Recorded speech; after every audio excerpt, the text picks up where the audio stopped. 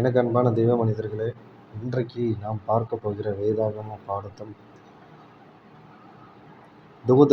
தேவதூதர்கள் யார், அவர்களோட வகைகள் என்னென்ன, இந்த பிசாசானவன் எப்படி உருவானான், இந்த தூதர்களோட வாழ்க்கையில் இருந்து மனிதர்களாகிய நாம் கற்றுக்கொள்ள வேண்டிய பாடங்கள் என்ன என்பதை நாம் இன்றைக்கு பைபிள் வசன ஆதாரங்களோடு நாம் தியானிக்க போகிறோம்.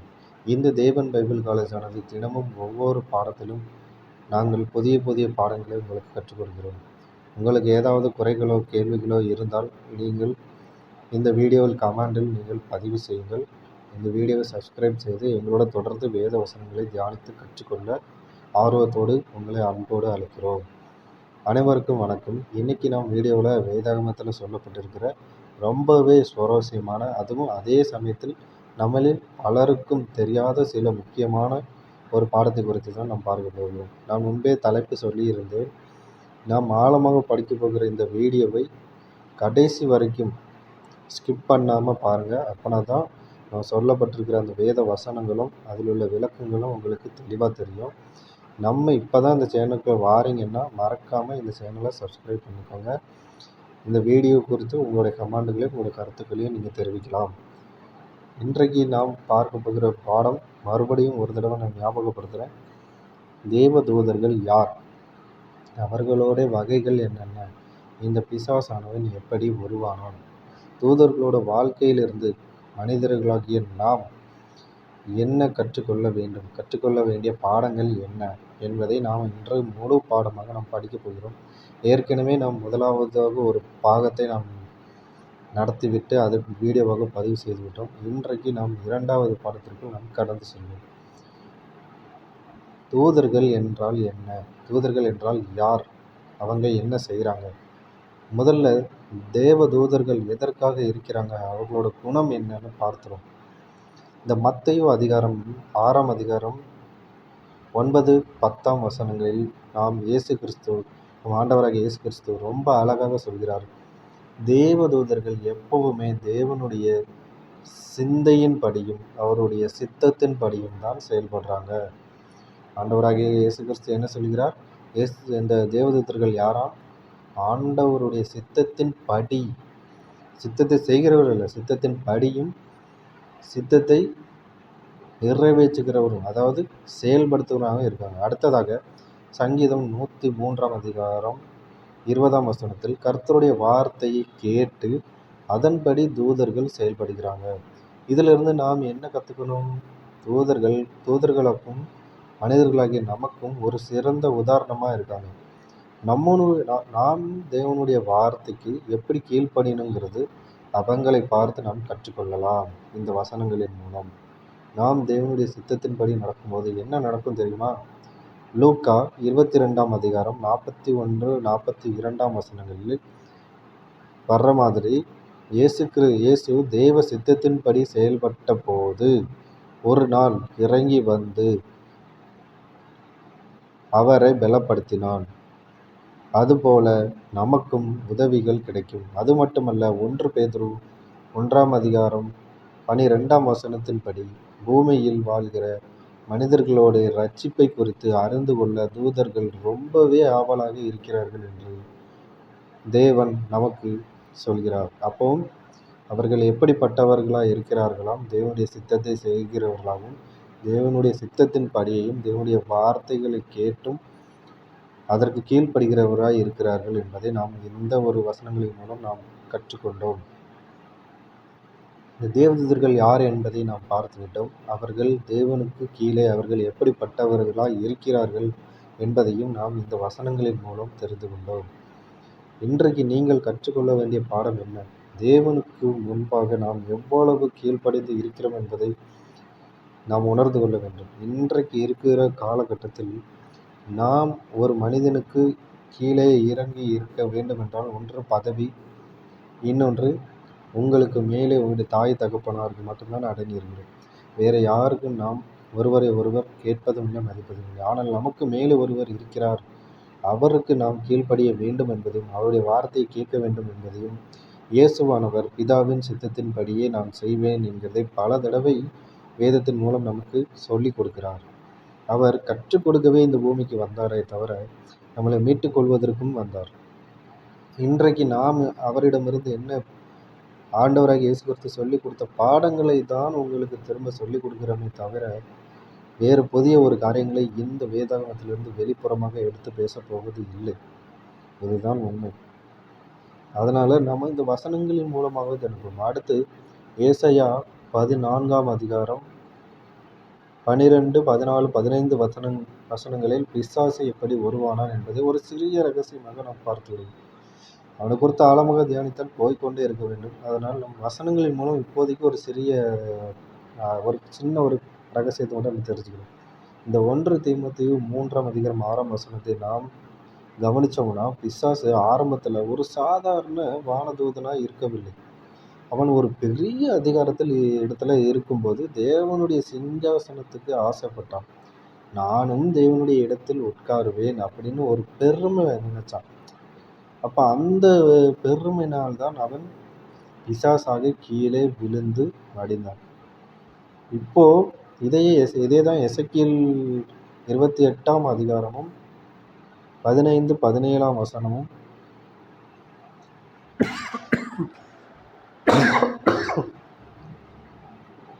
15ஆம் வசனமும் 17ஆம் வசனங்களும் நமக்கு விளக்குது. ஒரு தேசத்து ராஜாவை பற்றி சொல்லும்போது அவனுக்கு முன்னாடி இருந்த தானுவேல் பற்றி சொல்லப்பட்டிருக்கிறது. அவன் ஆரம்பத்தில் அபிஷேகம் பண்ணப்பட்ட ஒரு கேருபின் தூதனாக இருந்தான். அவனோடு கூட இருந்தவர்கள் எத்தனா மனசுல பெருமையை நினைத்ததுனாலே அப்பவே அவன் பிசாசாக மாறி மடிந்து போனான். இதனால தான் மத்தேயு புஸ்தகம் 25ஆம் அதிகாரம் 41 படி பிசாசுக்காகவும் அவனுடைய தூதர்களுக்காகவும் ஒரு நித்திய அக்கினியை தேவன் உருவாக்கினார். மனிதனும் பிசாசின் வழியை பின்பற்றக்கூடாது, அவனும் அதன்படி அழிய வழிவகுத்து கொள்கிறான் என்று ஆண்டவர் நமக்கு இந்த மத்தேயு 25ஆம் அதிகாரம் 41 படி நமக்கு ஒரு எச்சரிப்பை கொடுக்கிறார். அதாவது நமக்கென்று நித்திய அக்கினி உருவாக்கப்படவில்லை. இதுதான் வேதத்தின் படி உண்மை. ஆனால் அவனுடைய வஞ்சனை நாம் நம் பாவத்திலிருந்து விழுந்தபடினால இயேசு கிறிஸ்து நம்மளை மீட்டு விட்டார். அதனால் அந்த அக்கினியிலே நமக்கு தண்டனை கிடையாது. ஆனால் இந்த காலத்தில் இதுக்கடுத்து நியாய தீர்ப்புங்கிறதுனால இது மனுஷனுக்கும் நியமிக்கப்பட்டது. மனுஷனுக்கும் அதை எப்படி சொல்ல, பங்கு உண்டுன்னு சொல்லுவாங்கல்ல. அண்ணனும் தம்பியாக இருந்தாலும், சொத்து ஒன்றா இருந்தாலும், பங்கு வேறு வேறையாக இருந்தாலும், வாயு வயிறு வேறு இருந்தாலும் அண்ணன் தம்பி கூட பிறந்த ரத்தம் இல்லை. அப்போ அவங்க ஒரு சொத்துன்னு பிரிவு வரும்போது அவங்களுக்கும் பங்கு கொடுக்கணும், இவனும் பங்கு வாங்கணும். அப்போது நம்ம ஆரம்பத்தில் எப்படிப்பட்டவர் இருந்ததுன்னா, நம்ம சொந்த இடம், சொந்த பூமி, சொந்த ஆண்டவர் இருந்தோம். என்றைக்கு பாவத்தில் விழுந்து நம்ம மீட்டெடுக்கப்பட்டாலும் மறுபடியும் தேவதூதர்கள் நம்ம செய்தால் நம்முடைய வாழ்க்கை எப்படிமா இருக்கும், நித்திய அக்கினியில் நியாயத்திற்படைந்து தள்ளப்படுவோம். நாம் ஏற்கனவே இந்த பாடங்களை எல்லாம் எடுத்துருக்கிறோம். அடுத்து தூதர்கள் மற்றும் மனிதர்களுக்கான முக்கியமான ஒரு ஆவிக்குரிய தூதர்களுக்கும் நமக்கும் மனிதர்களாகிய நமக்கும் என்ன கற்றுக்கொள்ள போகிறோம். இப்போ இந்த தூதர்கள் முக்கியமான பாடங்களை பற்றி பார்ப்போம். யூதா 6ஆம் அதிகாரம். இந்த தேவதூதர்கள் ரொம்பவே மகிமை பொருந்தியவர்களாக இருக்கிறாங்க.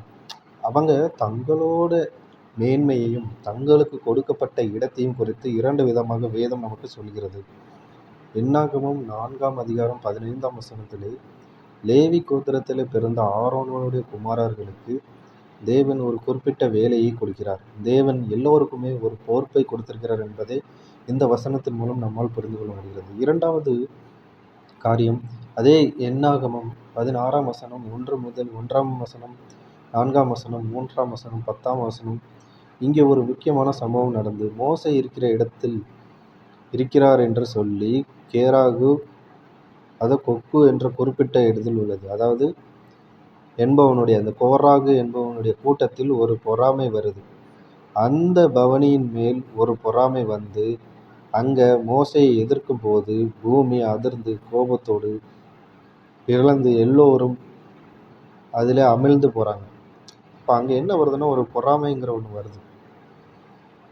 இப்போ அந்த இடத்துல பொறாமை வந்தபடினால அங்கே என்ன நடக்குதுன்னா பூமி அதிர்ந்து பிளக்கப்பட்டு உள்ளே போகிறாங்க. இது முதல் காரியம் என்ன, தேவன் ஒரு குறிப்பிட்ட வேலையை தேவதூதர்களுக்கு கொடுக்கிறார். ஆனால் மனிதருக்கும் கொடுக்குறாரு. அந்த மனிதன் என்ன பண்ணுதான்னா அந்த வேலையை செய்யாத போது அந்த இடத்துல என்ன நடக்கிறதா? பூமி பிளந்து அவர்கள் உள்ளே போகிறார்கள். இப்போ பார்த்துக்கோங்க, தேவதூதர்களுக்கும் நமக்கும் உள்ள கற்றுக்கொள்ள வேண்டிய பாடம் என்ன? அவர்கள் குமாரருக்கு தேவன் குறிப்பிட்ட வேலையை கொடுக்கிறார். தேவன் எல்லாருக்குமே ஒரு பொறுப்பை கொடுத்திருக்கிறார் என்பதை நம்மால் புரிந்து கொள்ள முடியும். தேவதூதர்கள் ரொம்பவே மகிமை பொருந்தியவர்கள். மேன்மையும் கொடுக்கப்பட்ட இடத்தையும் குறித்து நாம் வேதத்திலே தெளிவாக நாம் பார்த்து கொண்டிருக்கிறோம். இப்போ தூதர்கள் எப்படிப்பட்டவர்கள் இருக்காங்க? தேவனுடைய வார்த்தையை கேட்குறாங்க, அவருடைய சித்தத்தின்படி செய்கிறாங்க. ஆனால் மனுஷனாகி நாம் எப்படி இருக்கோம்? ஆண்டவர் நமக்கு எவ்வளோ பொறுப்பு கொடுத்தாலும் சில நேரத்தில் இடர்கள் எடுத்து போயிருந்தாங்க. இந்த 1 கொரிந்தியர் அடுத்தடுத்த வசனங்கள் நாம் தியானிப்போம். இந்த 1 கொரிந்தியர் 7ஆம் அதிகாரம் 20ஆம் வசனம் 21ஆம் வசனத்திலே வேதம் எழுதப்பட்ட போது ஒரு முக்கியமான காரியம் சொல்லுது. நீங்கள் உங்களை சிறியவன் என்று நினைச்சு நான் ஒரு அடிமை அப்படின்னு ஒரு தாழ்மையாக இருந்தால் நீங்கள் கர்த்தருக்குள் அடிமையா இல்லை கர்த்தருக்குள் பெரியவர்களாக மாறுவீங்க. தன்னை தாழ்த்துகிறவன் உயர்த்தப்படுவான்னு வேதம் சொல்லிக் கொடுக்குதில்ல. அந்த வசனத்தை நமக்கு இங்கே குறிப்பிட்ட ஆண்டவர் வேறு விதமாக சொல்லிக் கொடுக்குறாரு. என்னாகமம் 12ஆம் அதிகாரம் 1 முதல் 11ஆம் வசனம் வரைக்கும் மோசேக்கு எதிராக அவருடைய சொந்த குடும்பமே, அதாவது மிரியாம் ஆரம் திரும்பும்போது மோசே ஒரு எத்தியோப்பிய பெண்ணை திருமணம் செய்ததுனால அங்கே மனைவியை சேர்க்கக்கூடாதுன்னு நினச்சி கர்த்தர் மோசே மூலமாக மட்டும்தான் பேசுவாரோ, நம்ம மூலமாக பேச மாட்டாரோ அப்படின்னு ஒரு பெருமையாக பேசுகிறாங்க. இதனால் மோசையின் தங்கை மிரியாம் குஷ்டரோகியாகி மாறினதை நாம் வேதத்திலே பார்க்கிறோம். அவர் மோசே செய்தது தவறு தான். ஆனால் இவங்க பேசுகிற விதம் எப்படி? ஆண்டவரையும் மோசையும் கிண்டல் பண்ணுற மாதிரி பேசுகிறாங்க. இப்போ அங்கே நடக்குது என்ன? நேரடியாக கேட்டிருந்தா கூட நான் தண்டனை கொடுக்கறது கன்ஃபார்ம். ஏன்னா அவர் உள்ளே போகலை, கானான் தேசத்துக்குள்ளே போகலை. இந்த மத்தேயு 9ஆம் அதிகாரம் 33ஆம் வசனமும் யோவான் 3ஆம் அதிகாரம் 9ஆம் வசனமும் இயேசுவோட சீசர்களுக்குள்ளேயும் ஒரு விவாதம் வந்தது. நம்மில் யார் பெரியவர் அப்படின்னு சண்டை போடுறாங்க. அப்போ இயேசு ஒரு குழந்தையை அங்கே மத்தியில் நிறுத்தி தன்னைத்தான் தாழ்த்துகிறானோ அவனே பெரியவன் அப்படின்னு சொல்லுகிறார். தன்னைத்தானே முன்னணியில் வச்சு உயர்த்துகிறவன் அழிந்து போவான், தாழ்த்துகிறவனே உயர்த்தப்படுவான். ஆண்டவர் பாருங்க, பழைய ஏற்பாட்டிலையும் சொல்லுகிறார் தன்னை தாழ்த்துகிறவன் உயர்த்தப்படுவான். இங்கே புதிய ஏற்பாட்டிலையும் ஒரு எக்ஸாம்பிள் காமிக்கிறார், ஒரு சிறு பிள்ளையை நிறுத்தி காமிக்கிறார். அப்போ இதுக்கு அடையாளமாக என்ன இருக்கு? நீ பெருமை பாராட்டினா உன்னோட முடிவு எப்படிப்பட்டதாக இருக்கும்? நீ தாழ்மையாக போனால் உன்னோட முடிவு இருக்குது. அதான் தேவதூதர்கள் எப்படி இருக்காங்கன்னா அவனுடைய வார்த்தையை கேட்குறாங்க, அவனுடைய சித்தத்தை செய்கிறாங்க. ஆனால் மனுஷன் எப்படி இருக்கான்?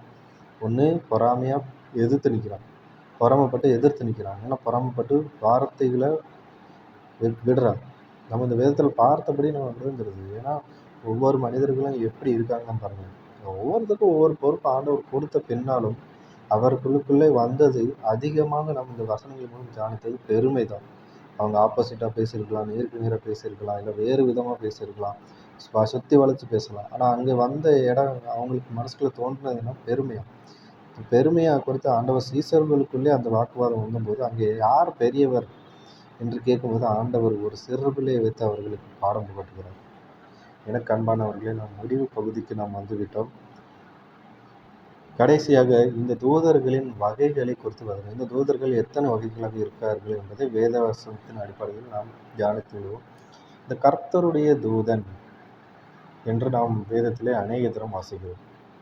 இந்த யோவான் 3ஆம் அதிகாரம் 2, 6 மற்றும் அதிகாரம் 16, அதாவது அந்த யோவான் அதிகாரத்திலே 3ஆம் அதிகாரம் 2, 6ஆம் வசனம் மற்றும் அதிகாரம் அதே யோவான் அதிகாரம் 16ஆம் அதிகாரம் 7, 10, 13 வசனங்களில் நாம் கர்த்தருடைய தூதன் என்ற வார்த்தையை பார்க்கலாம்.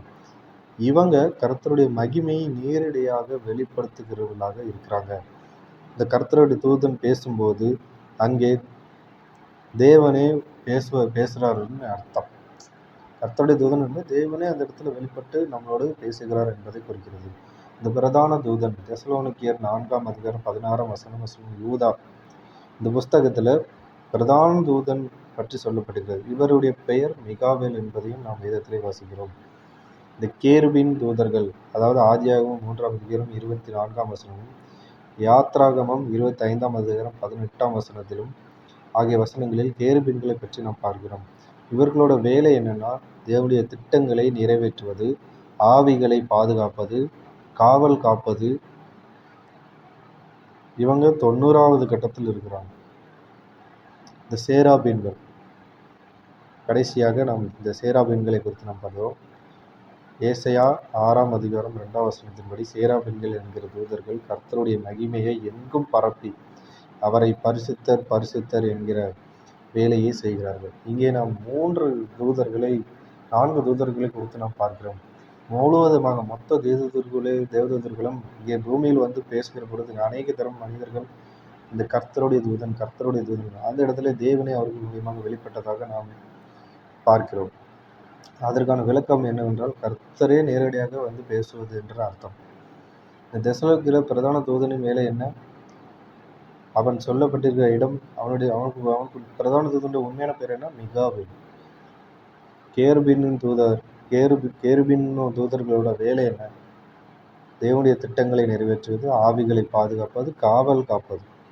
நம்ம ஆதியாகமத்திலே பார்க்கிறோம் 3ஆம் அதிகாரத்தில். சேராபீன்களோட வேலை என்ன? ஏசாயா 6ஆம் அதிகாரம் 2ஆம் வசனத்தின்படி சேராபீன்கள் என்ற தூதர்கள் கர்த்தருடைய மகிமையை எங்கும் மக்களுக்கு வெளிப்படுத்த விஷயத்தில் இந்த தேவனாய் கர்த்தர் பரிசுத்தர் பரிசுத்தர் பரிசுத்தர்னு சொல்றாங்க. அவருடைய மகிமையை எங்கும் பரப்பி அவரை பரிசுத்தர் பரிசுத்தர் என்று துதிக்கிற ஒரு வேலையை செய்கிறார்கள். எனக்கு அன்பானவர்கள், இன்றைக்கு தூதர்களுக்கும் மனிதனுக்கும் எப்படி பிசாசு உருவானான், இந்த தூதர்களுக்கும் மனிதனுக்கும் உள்ள வித்தியாசம், அவருடைய பொறுப்புகளும் ஆண்டவர் நமக்கு கொடுத்த பொறுப்பில் எப்படி இருக்கிறோம் என்ற வித்தியாசத்தையும் நாம் பார்த்தோம். கடைசியாக நாம் முடிவுரைக்கு நாம் வந்துவிட்டோம்.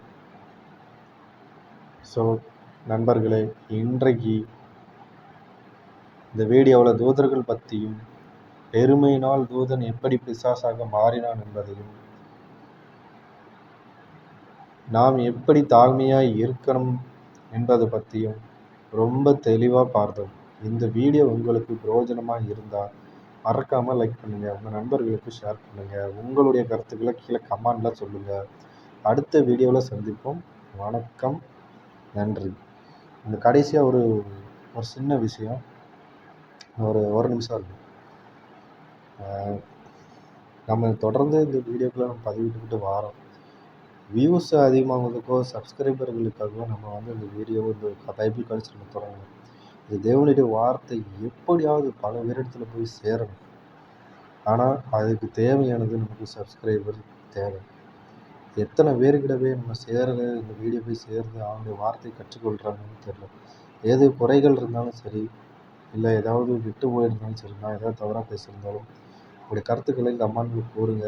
நாம் அதை தெளிவுபடுத்தி உங்களுக்கு விளக்கங்களும் கொடுக்கலாம். இல்லை மறுபடியும் உங்களுக்காக இன்னொரு வீடியோ கூட எடுத்து நம்ம போடலாம். என்னோடய வாய்ஸ் வந்து எப்படின்னா, நம்ம வந்து இப்போ தான் ஆரம்பிச்சிருக்கோம், சேனல் வந்து புதியது. நம்ம வந்து ரொம்ப பெருசாலாம் எடிட்டிங் கிடையாது, ஒன்றும் கிடையாது. ஏதோ சிம்பிளாக எனக்கு தெரிஞ்ச அளவுக்கு பண்ணி ஆண்டவருடைய ஊழியத்தை நான் செய்கிறேன். கூட இருந்து சப்போர்ட் பண்ணுங்கள். இந்த தேவன் பைபிள் காலேஜ் ஆன்லைன் கிளாஸு நம்ம இடைக்கு நம்ம லைவ் வீடியோ போடுறதுக்கு நம்ம முயற்சி பண்ணுவோம்.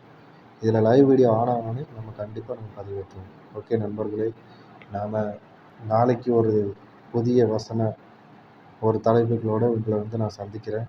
அது வரைக்கும் உங்களிடமிருந்து விடைபெறுகிறேன். நன்றி. இயேசுவின் நாமத்திலே